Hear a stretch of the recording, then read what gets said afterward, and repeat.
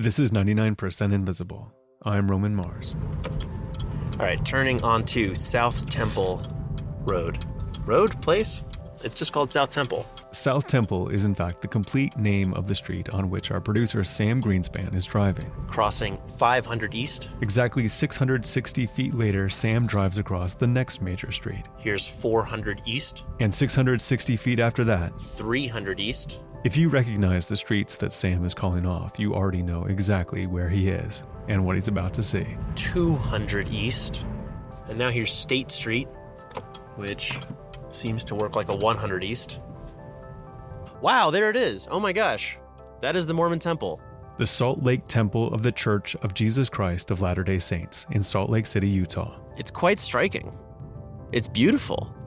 The urban grid of Salt Lake City, Utah is designed to tell you exactly where you are in relation to Temple Square, one of the holiest sites for Mormons.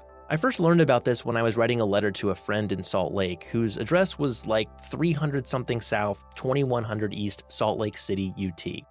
Which to me sounded less like a specific house number and more like a set of coordinates. But that's pretty much how every address works in Salt Lake City, and in Utah generally. 300 South, 2100 East means 3 blocks south and 21 blocks east of Temple Square. But the most striking thing about Salt Lake's grid to us non-Utahns is the scale. Each block is 660 feet on each side. That means you're walking more than 2 football fields to get from one intersection to the next. Salt Lake's blocks are the biggest in the country. You can fit 9 Portland, Oregon blocks inside one of Salt Lake City's. These giant blocks have created some challenges for the city of Salt Lake, but they were all part of the original plan for the city, one created by its Mormon founders a century and a half ago in an effort to create a spiritual utopia in the desert. Every city plan begins as someone's utopia.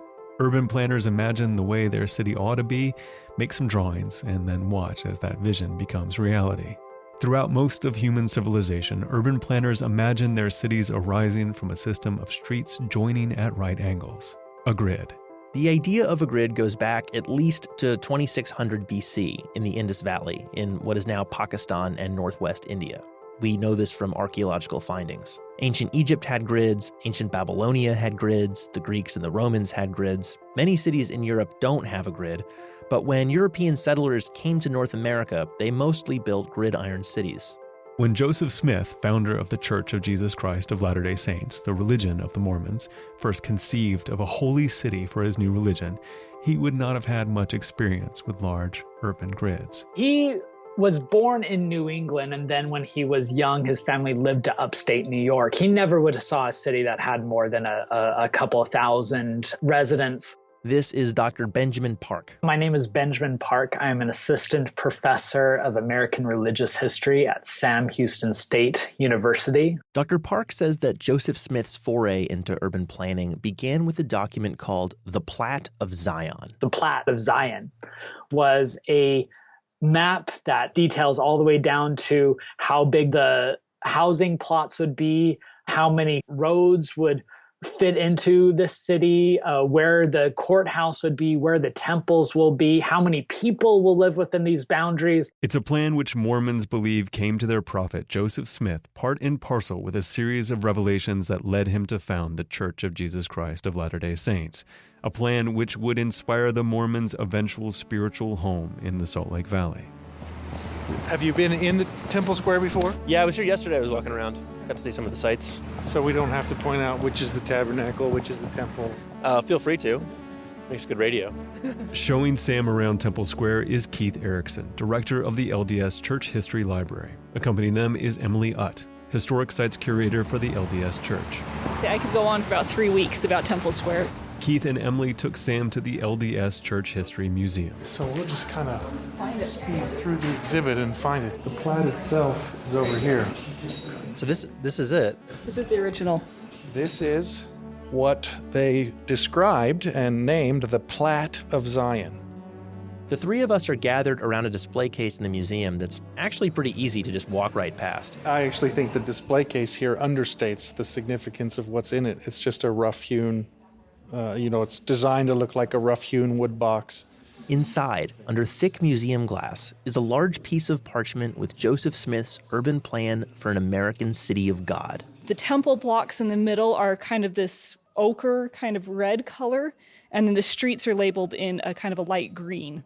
The document we're all looking at, the Plat of Zion, is a city plan, a series of squares divided up by horizontal and vertical lines.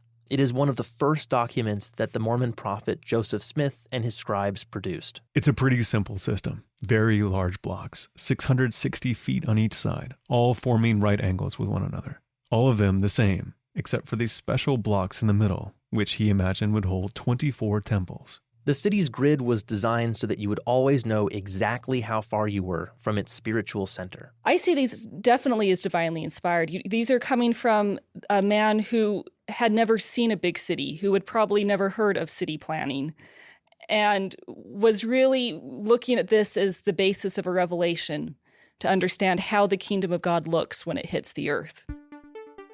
This Zionic city that Joseph Smith imagined would be as big as New York or Philadelphia or Boston were at the time.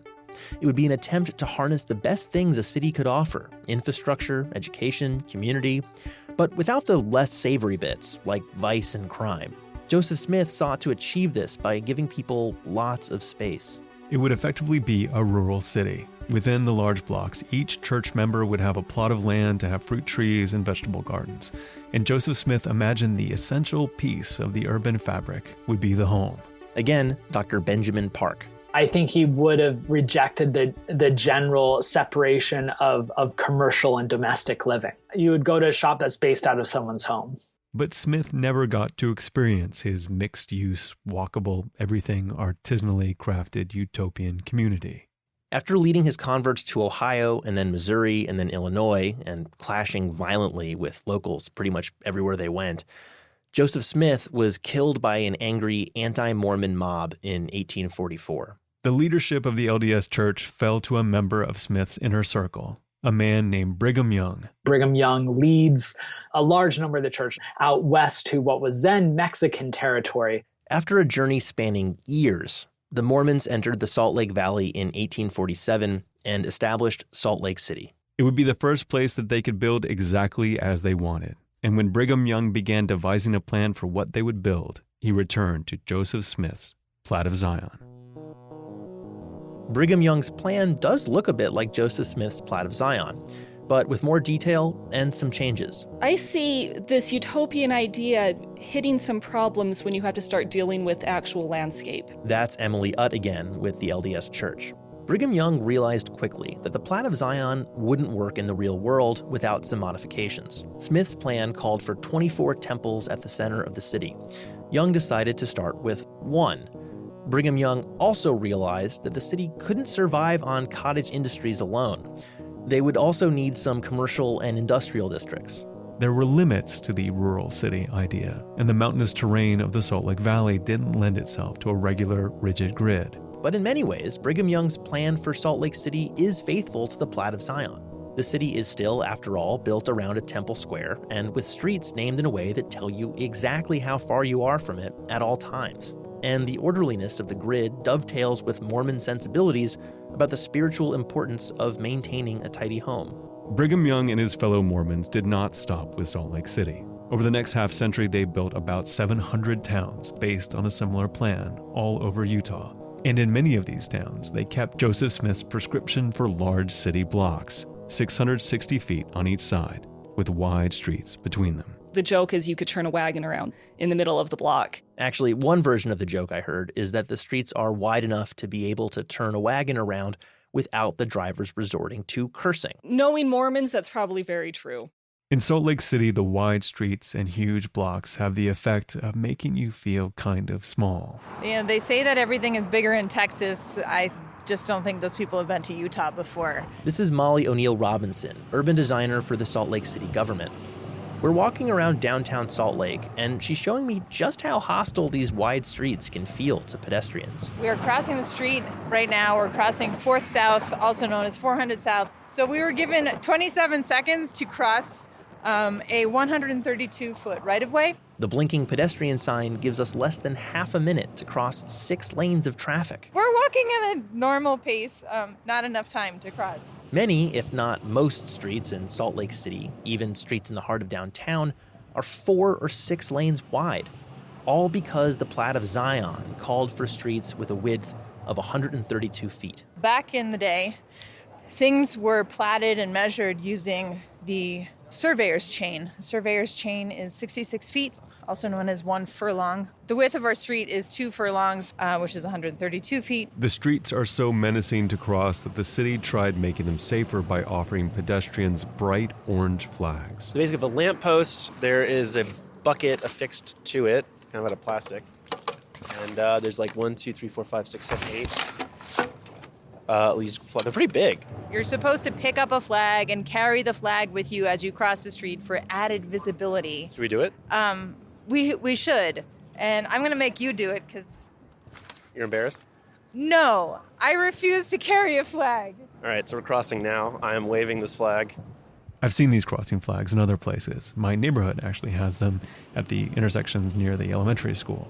But it does seem kind of absurd to ask people to carry bright orange flags in the downtown of a large American city. We made it across, and I'm going to drop this in the other bucket.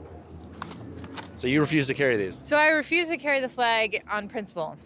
And that I believe that our streets should be designed to inherently make pedestrian crossing safe. And if you have to carry a flag across the street to get someone to notice you, then we haven't designed the street safely. And difficulty crossing the street is not the only problem with large blocks. Urban planners have long known that short blocks are inherently more interesting because there's a greater density of what they call network nodes, or sites of possible interaction between people. Shorter blocks mean more intersections, and more intersections mean more options for what to do or where to go. Given the problems that large blocks and wide streets have created in Salt Lake, you might get the idea that Salt Lake's founders just started out with a bad plan. Not at all. Oh, no. What you're seeing there is a complete misunderstanding of Brigham Young's conception. That's Andre Stuani, a partner with the architecture firm DPZ. He's also one of the founders of the New Urbanist movement, which seeks to make cities and suburbs less car-oriented, more walkable, and more environmentally friendly. Andre Stuani says that in Brigham Young's original plan, the streets were never supposed to be paved from curb to curb. The streets were basically a green space, with pavement only in the parts where settlers wanted the ox carts to go. And Brigham Young never imagined that the huge blocks originally meant for farming would remain intact as the city evolved. He understood that the blocks would have to be subdivided from agricultural to urban over time. For Stuani, the Salt Lake City we have today represents the stagnation of Brigham Young's dream. So Salt Lake City went from the most beautiful to actually among the most hostile in the West. And that's a misunderstanding of the intention of Brigham Young and the Plat of Zion. Making the city less hostile to pedestrians is exactly what anti-orange flag Molly O'Neill Robinson is trying to do. She wants to take those huge blocks, break them down into more walkable sections, and make them more interesting. You know, that there's something kind of engaging and delighting your eye as you're moving along. Molly is hoping to do this block by block in Salt Lake City. She took Sam to one current project on Regent Street, where they're working on getting more pedestrian life into the middle of the block. So Regent Street is really the first pedestrian-first street in Salt Lake. So the street has always been here, but you're kind of redesigning its use? Yes, yes. Regent Street used to just be an access road for some downtown parking structures.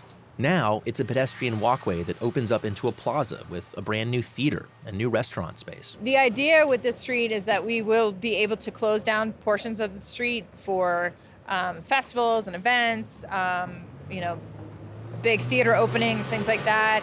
As of the time of this recording, Regent Street is still under construction. But even so, people are already drawn to walk through it. The stakes for creating a denser, more walkable Salt Lake are high. Even though the city feels wide open and nature is easily accessible, Salt Lake suffers from some of the worst air pollution in the country, The mountain ranges around the city trap in all the smog, which largely comes from cars. What's more, Salt Lake is expected to double in population by 2050, and it can't expand its city limits because of geographic boundaries, like mountains and a great big salty lake. The city's ability to thrive will be determined by its ability to make more efficient use of the space it already has. There's a lot of optimism in the city for finding better ways to use its large blocks and wide streets. And there's been some progress. But several developers told me that the new city administration has not been kind to these approaches. They seem to be more about keeping Salt Lake City as it is. In the Church of Latter-day Saints, there's a principle called continuous revelation, that God is still speaking and that divine truths are still being revealed. And so maybe what Salt Lake City needs, maybe what all American cities need, is a kind of continuous revelation, a way of honoring the principles on which a city was founded, but with the understanding that they must adapt and respond to the demands of the present.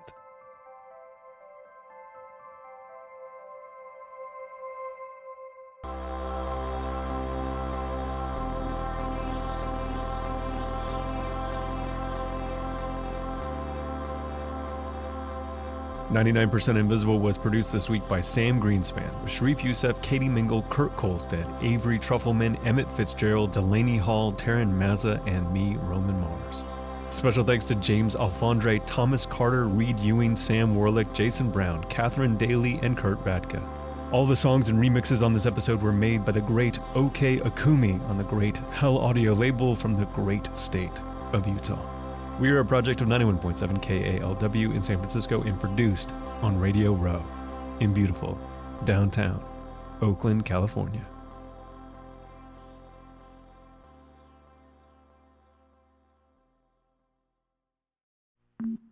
You can find this show and join discussions about the show on Facebook. You can tweet at me at Roman Mars and the show at 99pi.org. But you can find all things 99% Invisible at 99pi.org.